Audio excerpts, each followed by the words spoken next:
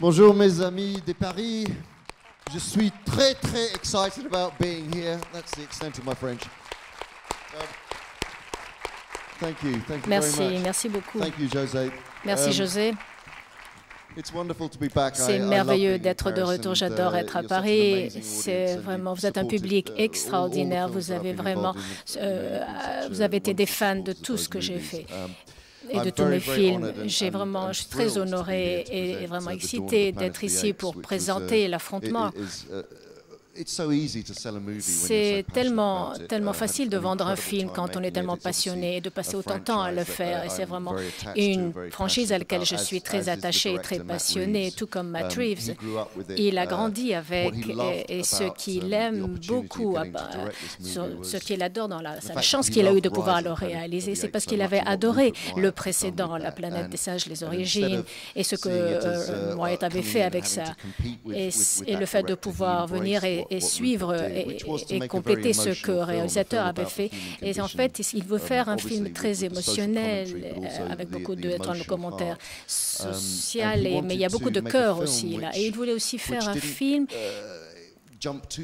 qui n'allait pas aller trop loin et sauter trop loin dans le temps pour retrouver, n'est-ce pas, le premier film de 1968. On connaît très bien la fin. On sait très bien qu'à la fin, on va arriver à la planète qui est dirigée par des singes. On sait très bien ce qui va se passer. Mais ce qui est vraiment important et ce qui est très intéressant, c'est de savoir comment on va y arriver. Et c'est la raison pour laquelle ce film vraiment parle de l'évolution des singes et ce qui est arrivé est vraiment la période intérimaire entre le film des origines et après, là on le retrouve dans ce film. Donc je vais vous parler un peu de ça et de vous dire où est-ce le point de départ de ce film. On va vous montrer plusieurs extraits et on va vous montrer aussi des deux écrans côte à côte pour voir vraiment la technologie, pour pouvoir comprendre aussi l'étendue de la performance une fois qu'elle a été créée, c'est-à-dire une fois que les acteurs l'ont fait sur le plateau. Le travail de Weta, des studios Weta, ce qu'ils ont fait, l'évolution. On va vous montrer un peu ça, on va vous montrer aussi le teaser qu'on a montré aussi comme cette année. Et puis, il y a une petite surprise aussi à la fin. Voilà, pour vous mettre l'eau à la bouche. Pour vous parler vraiment du point de départ de ce film, si vous vous souvenez de à la fin de La planète des singes, les origines, César a été éduqué par des humains. James Franco, qui est son père, en fait, lui, il sera toujours un outsider, un marginal. Il a bénéficié d'une intelligence améliorée qui l'a rendu plus fort et a accéléré aussi son intelligence ainsi que son intelligence émotionnelle. À un certain point de sa vie, il a aussi réalisé, qu'il n'est pas un humain, mais il est vraiment un marginal. Et il doit vraiment retrouver son espèce et retrouver son âme de singe dans une sorte de sanctuaire tout à fait disparate. C'est vraiment des singes qui ne communiquent pas entre eux, les orang-outans, les chimpanzés, les gorilles. Il doit trouver le moyen, ou en tout cas, il pense que c'est son rôle de les réunir tous. Et à la fin, en fait, il devrait aussi les mener à la liberté. C'est vraiment le dernier acte du film des origines, c'est vraiment une révolution. Et ce qu'on voit à la fin justement du précédent film, c'est vraiment cette épidémie qui a été provoquée par ce virus qui a été fabriqué par les humains, qui est en train de décimer en fait les hommes. Le départ de ce film, c'est 10 ans plus tard. César a donc mené les singes vers la liberté. Il y a une sorte, un millier d'entre eux, ils sont dans la forêt à Muir Woods, à l'extérieur de Los Angeles. César est leur chef. C'est aussi un père aujourd'hui. Il a un garçon, un adolescent et un bébé. Il a une femme. au début du film, d'ailleurs, le bébé va naître, on est introduit à ce monde utopique et très beau qui, en fait, se trouve dans cette forêt tropicale. C'est vraiment un monde où on voudrait tous vivre. Et c'est la paix. César est un chef doux. César, vraiment, il représente l'empathie. Et vraiment, le thème de ce film parle de l'empathie, du tribalisme, de la famille. C'est vraiment beaucoup sur la famille. Et c'est aussi de manière sur l'optimisme. Ce n'est pas un film post-apocalyptique. Il y a beaucoup de films de science-fiction post-apocalyptiques, mais celui-ci, mais là, à ce moment précis du temps de ce voyage, c'est vraiment là où on a une possibilité d'une collaboration entre les singes et les hommes. On n'est pas en train de blâmer les hommes ou de blâmer les singes pour l'état dans lequel ils sont arrivés l'un et l'autre. Il s'agit vraiment à ce stade. César représente en fait la conscience d'un chef qui a compris qu'il a plusieurs possibilités, soit de faire une... En fait, il va isoler un homme parmi tous les hommes. Il va identifier une personne parmi ces hommes avec qui il pense qu'on peut éviter l'escalade vers le conflit et la confrontation. Bon, très brièvement, avant de voir le premier extrait, pour parler de l'évolution des singes, la communauté des singes a donc grandi de 1000, ils sont à 2000. Il y a une nouvelle génération aujourd'hui. Et ce que César va apporter à cette nouvelle génération, il va... Certains parmi eux, il ne va vraiment pas, il voudrait leur expliquer qu'il ne veut pas jeter tout ce qu'il a appris des hommes. Il continue, il tient beaucoup à certaines choses, à certains éléments de son humanité, bien qu'il soit très attaché à sa nature de singe. Par exemple, la connaissance qui donne du pouvoir, que les singes peuvent être forts et que leur unité va les rendre forts. C'est très important de réaliser en fait que César est en train d'enseigner à une nouvelle génération de regarder vers le futur. Donc ça, c'est les premières 20 minutes du film. Voilà de quoi il s'agit. C'est vraiment d'essayer de trouver un point commun, un terrain commun qui va leur faire évoluer leur espèce, l'espèce des singes. Donc une des choses très importantes que nous avons qu'on a découvert tout en tournant le film, c'est vraiment un film très épique, c'est mythique, c'est beaucoup de choses.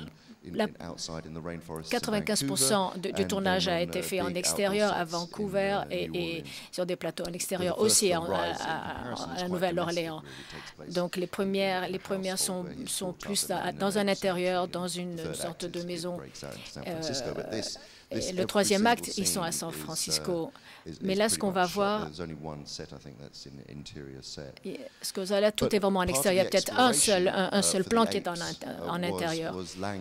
Donc la première chose pour les singes, c'est vraiment le langage, de pouvoir s'exprimer et de voir aussi comment ils vont évoluer dans la manière de communiquer. Donc, vous allez voir, il y a des groupes très disparates. Il y a des orang-outans, des chimpanzés, des gorilles. Il y a certains qui arrivent à s'exprimer. Puis après, il y a les gestes. Il y a un langage des signes. Ce que César va leur enseigner comme point commun de langage. Et puis, il y a bien sûr le langage humain dont César est le plus capable de comprendre. Ce qu'on essayait vraiment, c'est de ne pas sauter trop loin, d'aller trop vite et de retrouver vraiment des singes qui savent s'exprimer. Mais là, on est vraiment au stade où ils sont en train de découvrir un langage, une sorte de prototype de langage. Et quand on suit César, on va comprendre comment aussi les singes vont adopter ce langage. Donc, on va vous montrer maintenant des extraits. La première chose que je vais vous montrer, c'est vraiment de vous montrer l'évolution de la technologie dans la performance capture. Et plus que la technologie, c'est de vous montrer le travail extraordinaire qu'a fait le laboratoire des studios Weta et leur maîtrise de savoir comment interpréter les expressions du visage. La performance capture reste quand même un mystère pour beaucoup, mais pour moi, ça a toujours été, en fait, la manière la plus simple de vous l'expliquer, c'est de vous dire que c'est en fait une autre manière d'enregistrer la performance d'un acteur. Il n'y a vraiment rien d'autre, il n'y a rien de mystérieux, il n'y a pas de magie. Naturellement, c'est de la technologie, mais c'est simplement un autre il y a 360 degrés, les caméras, et en fait, vous jouez comme si vous étiez dans un film, comme si vous étiez en tant que vrai acteur. Et puis, par la suite, les effets visuels arrivent par la suite. Ce que Weta a fait, c'est vraiment leur expertise et le travail de groupe qu'ils ont fait. En prenant ces performances des acteurs sur le tournage, et 8 mois plus tard, c'est le rendu numérique des singes que l'on voit. Ce qui est extraordinaire, c'est, vous allez voir, la texture du pelage des animaux. Il y a bien plus de détails et de nuances aussi dans les expressions du visage. C'est là que nous allons démarrer. Je vais vous montrer donc des extraits pour vous démontrer tout cela et vous introduire aux divers personnages des singes.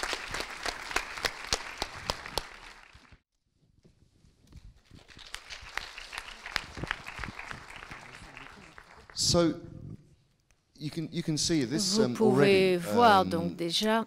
C'est un film très émotionnel. Il s'agit de la famille. C'est vraiment le fait de ne pas juger, c'est l'empathie. Les deux aspects de l'histoire se réunissent. Nous allons passer en fait 20 minutes avec les singes au début, simplement. C'est vraiment le jardin d'Éden. C'est vraiment une existence utopique. Et vraiment, on est amené à croire que les singes pensent que l'humanité n'existe plus.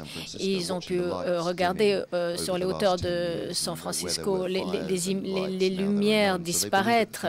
Donc, ils pensent vraiment que les humains ont disparu.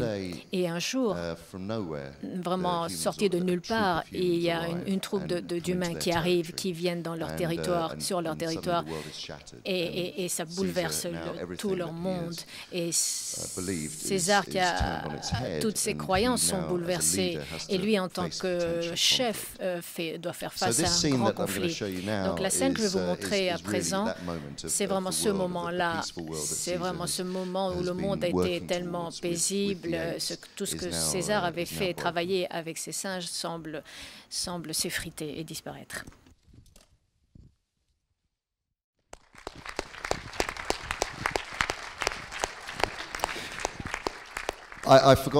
J'ai oublié de vous dire que, bien sûr, le film n'est pas encore terminé. Et certaines séquences que vous allez voir aujourd'hui sont incomplètes. Et celle dernière-là, bien sûr, l'était. Mais ça vous montre vraiment les diverses étapes. Et en fait, dans cette dernière séquence, vous voyez qu'il y a encore les micros, vous voyez un peu le côté physique, et vous voyez aussi la couche d'origine de la première étape de l'animation, avant qu'on puisse vraiment, je ne sais pas des excuses, mais c'est vraiment la réalité. Donc, dans cette séquence, vous êtes introduit au personnage de Malcolm, qui est joué par Jason Clarke, et Ellie, qui est jouée par Kerry Russell, qui est une nurse, qui est un peu l'équivalent de Médecins sans frontières, après donc l'épidémie dont les humains ont souffert.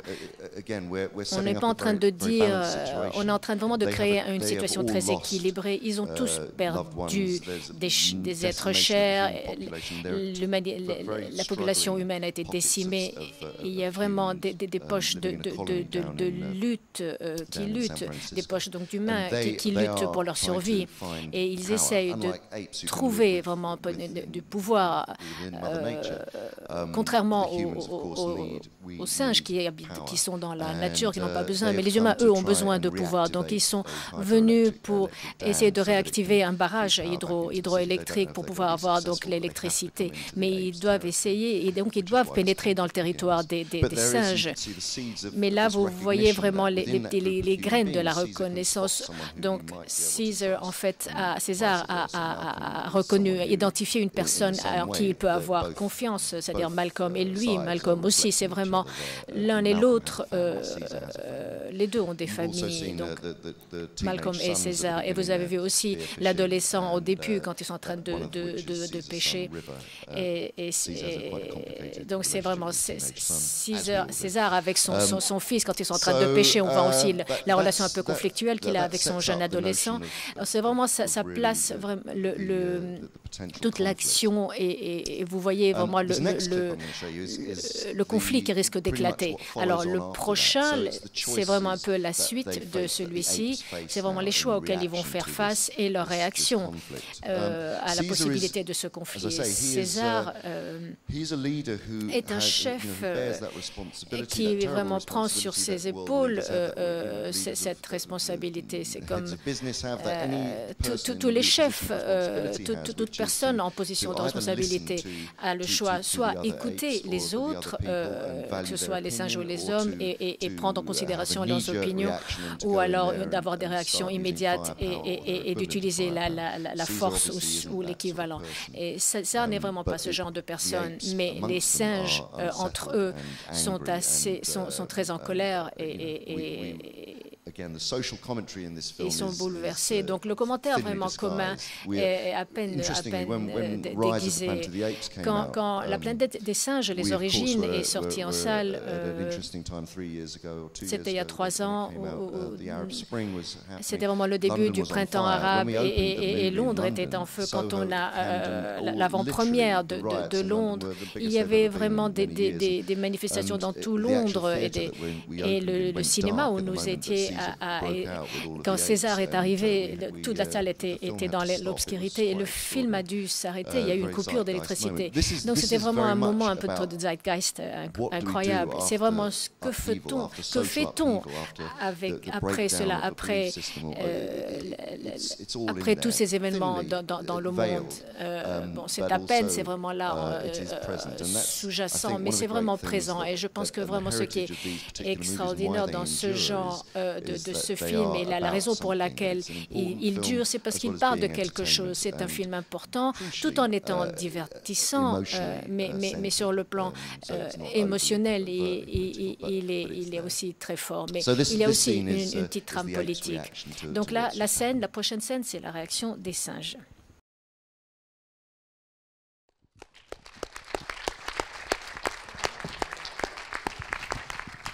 Ça a toujours été notre intention que ce film dise il n'y a pas de méchants dans ce film, dans le sens que les humains ont leur raison de faire ce qu'ils font et les singes aussi. Donc vraiment, on ne prend pas parti avec l'un ou l'autre. Ce qui est une manière de vous amener au prochain extrait, parce que là, on va aller dans la colonie des humains pour voir comment ils sont en train de survivre. Leur chef, en fait, de facto, est joué par Gary Oldman. Et il s'appelle Dreyfus. Et donc lui aussi, bien sûr, il a ses préjugés. Il considère que vraiment l'épidémie vient pour lui que c'est un virus des singes. Il n'a jamais pensé que c'est vraiment un virus qui a été mis au point par un laboratoire des scientifiques et qui a mené à cette épidémie. Mais Dreyfus aussi n'est pas un méchant dans le sens violence. C'est pas vraiment un méchant en noir et blanc. Sa vie est compliquée. Il a perdu toute sa famille. Il fait ce qu'il pense être le mieux pour les hommes. Donc cette scène nous montre un peu comment les singes vont aller pour leur montrer qu'ils ont la force. César donc dirige et emmène les singes pour aller vers les hommes et leur dire, regarde, chacun fait attention au sien, mais on se respecte l'un et l'autre, on ne vient pas pour vraiment s'affronter. Et nous verrons pour la première fois la dévastation au sein de la communauté des hommes.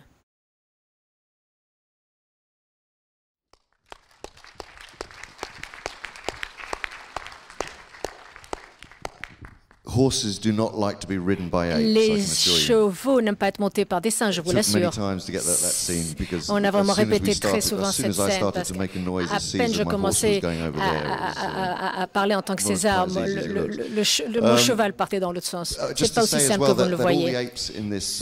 Donc c'est pour vous dire aussi que tous les singes dans cette scène étaient joués par des acteurs qui étaient entraînés pour être des singes et des acteurs, bien sûr. Matt Reeves ne voulait pas vraiment, pour tout ce qui était très physique, il ne voulait pas utiliser d'animation numérique. On avait en fait 20 personnes sur le plateau, 20 véritables personnes. Là, on était à Nouvelle-Orléans, dans le centre de la ville, qu'on a complètement bouclé, et on a répété donc vraiment des petites poches de ces 2000 singes. Donc le prochain extrait qui va nous amener vraiment à la notion d'un film potentiellement optimiste et pas vraiment apocalyptique. Là, on va voir les humains donc ont essayé de remettre en route le barrage et les singes leur donnent la possibilité. Mais il y a eu un accident dans le tunnel et beaucoup d'humains ont été pris au piège. Et là, les hommes ont demandé aux singes un peu plus de temps. Et là, on va voir Kerry Russell et Malcolm Fancy et Cody McPhee. C'est vraiment un petit moment, une sorte d'oasis dans le désespoir ambiant, une sorte d'optimisme où ils se disent que peut-être ils peuvent vivre ensemble.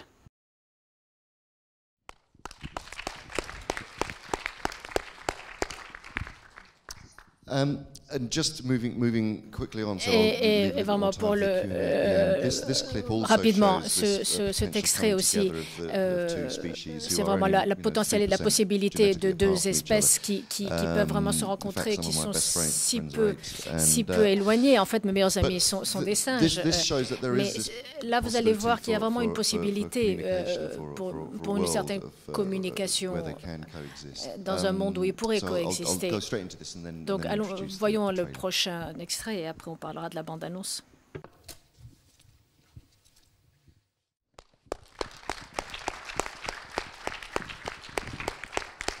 Je ne vais pas vous montrer la bande-annonce CinemaCon parce qu'en fait, vous connaissez un peu tout ça. Parce que la section de la fin, et on ira, et comme ça on pourra tout de suite faire les questions-réponses.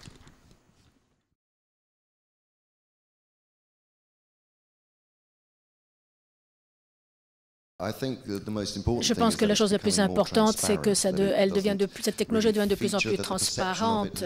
Sa perception change. En fait, il faut que la comprendre comme en fait une disposition différente des caméras en termes d'utilisation. On a encore un long chemin à faire. J'ai une compagnie à Londres qui s'appelle The Imaginarium, où vraiment on essaye de pousser les frontières encore plus loin de la performance capture dans l'interaction avec les films pour la télévision, mais aussi sur la scène du théâtre aussi. En fait, vous pouvez capturer des émotions et des mouvements. Vous n'avez pas besoin de jouer un humain. Je suis en train de travailler sur des projets en ce moment qui sont bien plus abstraits, peut-être qu'on en parlera plus tard, mais vraiment au théâtre, par exemple, on peut aussi mettre des marqueurs sur des danseurs et puis avoir une publicité sur un écran. Ils peuvent aussi transmettre de la lumière ou du son. Donc, en fait, la performance capture a des possibilités énormes. C'est vraiment comment on peut, nous, appliquer notre imagination dessus.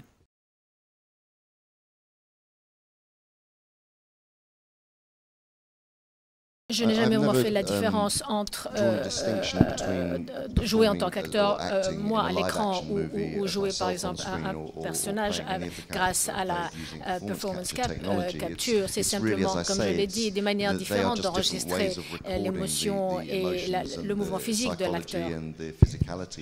Je ne pense pas qu'il devrait y avoir une catégorie spéciale, en fait, ou une catégorie particulière pour la performance capture en termes d'Oscar. Ce qui vous touche en tant que public, c'est vraiment la chose la plus importante. D'abord, la récompense pour moi en tant qu'acteur, c'est de pouvoir jouer ce genre de personnage. La libération qu'on a en utilisant cette technologie, ça vous permet aussi d'habiter ce genre de monde, le monde des singes ou le monde de la Terre du Milieu. Ça, c'est déjà une récompense énorme pour moi. C'est vraiment une sorte de transformation en tant qu'acteur. Même au théâtre, c'était pour moi de trouver le chemin vers un acteur pour pouvoir exprimer quelque chose à propos de la nature humaine, ce qui m'intéresse moi là-dedans. Mais vraiment, la reconnaissance, ce n'est pas moi de le dire, mais je pense qu'il faudrait le juger sur l'usage de telle ou telle autre technologie. Si vraiment il faut penser en termes de performance, si elle est efficace, si elle vous touche. Moi, je pense que la meilleure performance, c'est vraiment Scarlett Johansson dans Her. On ne la voit pas du tout à l'écran et je pense que sa performance est extraordinaire.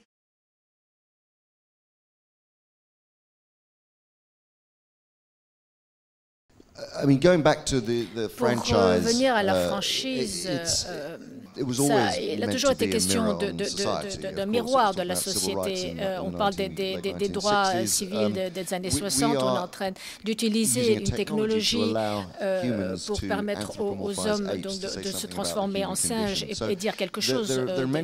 Donc il y a plusieurs niveaux dans notre approche et tout revient vraiment au personnage. César est un singe particulier. Pour rajouter encore une couche, c'est en fait dans sa tête un homme dans la peau d'un singe et il doit aussi à lui de trouver sa nature de singe. Il a vraiment dépassé cette frontière et ne pas se sentir humain tout en pouvant communiquer avec les singes qui lui sont proches et d'être leur chef de manière efficace et simple. Vraiment, tout est à ramener à la spécificité de chaque personnage. Et dans l'étude que j'ai faite, pas seulement pour ce film, mais aussi pour King Kong, bien sûr, quand on commence à étudier les singes et quand on les regarde dans la captivité et dans la vie, dans la nature, vous réalisez qu'ils ont grandi autour des hommes et qu'ils reflètent aussi les réactions des hommes, même les plus violents étant les chimpanzés. Ceux qui ont été aussi entourés par des régions de conflit. Et c'est ce que vous voyez d'ailleurs quand ils font l'expérience des armes. Et en fait, il y en a qui ont vraiment eu accès à des armes à travers des rebelles ou des militaires. Ça, c'est vraiment un groupe particulier de singes et des chimpanzés, comparé vraiment au Rwanda, où j'étais dans une région volcanique et il y avait des gorilles des montagnes qui étaient vraiment à tout autre niveau, qui agissent de manière très différente. C'est vraiment l'expérience la plus humble et la plus extraordinaire. Et c'est vraiment le témoignage d'une situation tout à fait utopique. En fait, tout revient au personnage. Nous, en tant qu'acteurs, ce qu'on dit, on ne se dit pas qu'on est en train de jouer des singes, on est en train de transformer ces singes pour pouvoir dire quelque chose et parler de nous, nous les hommes.